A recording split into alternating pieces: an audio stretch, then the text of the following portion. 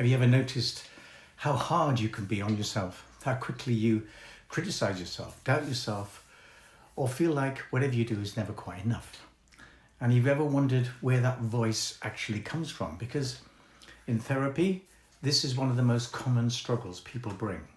That constant pressure, that internal commentary that seems to follow them everywhere, telling them they should be better, should be doing more, getting it right.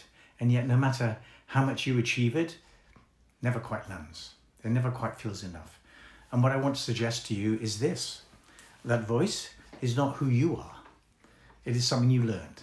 In my work, I describe this as the inner critic. And the inner critic is not always loud or aggressive. Sometimes it's subtle. Sometimes it sounds reasonable. It says things like, you should have handled that better. You shouldn't feel like this. You need to try harder. Don't make a mistake. Don't let people down.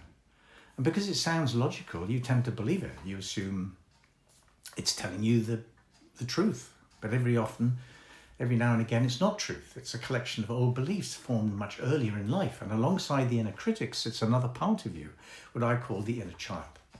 The part of you that holds your feelings, your vulnerability, your emotional memories. And when the inner critic speaks, the inner child feels it. It feels the pressure, it feels the shame, the anxiety, the sense of not being enough. And over time, these two parts become closely linked, almost fused together, so that the criticism and the feeling feel like one experience. And you stop questioning it. You just live inside it. So the question becomes, why? Why are you so hard on yourself? And from a therapeutic perspective, it usually comes back to something quite simple, but very powerful. At some point in your life, it felt necessary to be hard on yourself. Perhaps you grew up in an environment where mistakes were criticized, where you were judged or compared.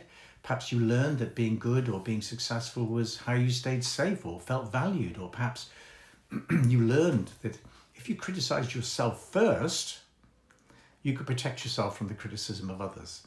And this is the part that often surprises people. The inner critic is not just destructive, it is also protective. It is trying in its own way to keep you safe. It believes that if it keeps pushing you, then you won't get hurt. You won't be rejected. You won't fail. But the problem is, what once helped you adapt is now keeping you stuck. Because instead of supporting you, it is constantly undermining you. And this creates a familiar pattern. You feel pressure, you push yourself, you achieve something. But instead of feeling satisfied, you move the goalposts. You focus on what you didn't do well. You compare yourself to others, and the cycle starts again. And over time, this doesn't build confidence. It erodes confidence. It leaves you feeling anxious, exhausted, and never quite at ease with who you are. So what is the alternative? Because simply telling yourself to stop being hard on yourself doesn't work.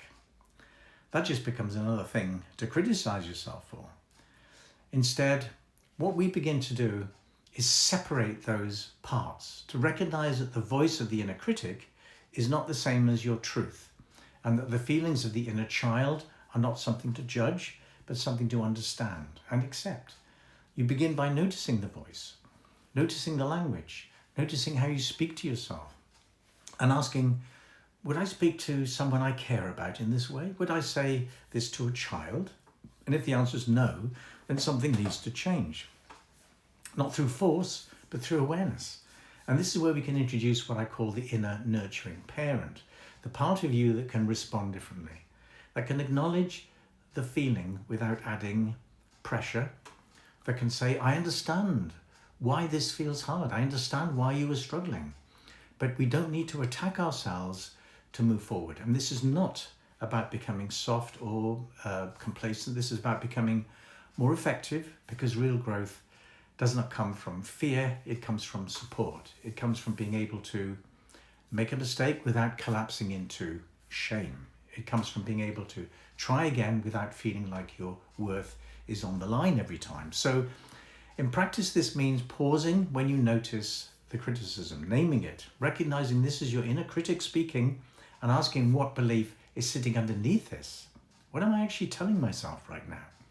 Perhaps it is, I'm not good enough. I'll get it wrong. I'll be judged. I'll be rejected. And once you can see the belief, you can begin to question it rather than automatically believe it. And at the same time, you support your inner child. Not by fixing the feeling straight away, but by staying with it, allowing it, recognizing that the feeling itself is not the problem. It is the meaning attached to it that creates the struggle. And over time, something shifts. You move from being driven by pressure to being guided by something more balanced, more compassionate, more grounded. And you begin to realize that being hard on yourself was never the solution. It was just a strategy that outlived its usefulness. So if you recognize yourself in this, if you notice that you are constantly pushing yourself, criticizing yourself, and feeling like you're never quite enough, this is not a personal failure. It is a pattern. And patterns can be understood. And what can be understood can be changed. And perhaps the next time you hear that voice, instead of believing it straight away, you pause and ask, whose voice is this?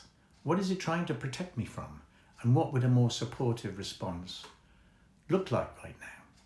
Because that is where the shift begins, not in silencing the inner critic, but in no longer letting it lead.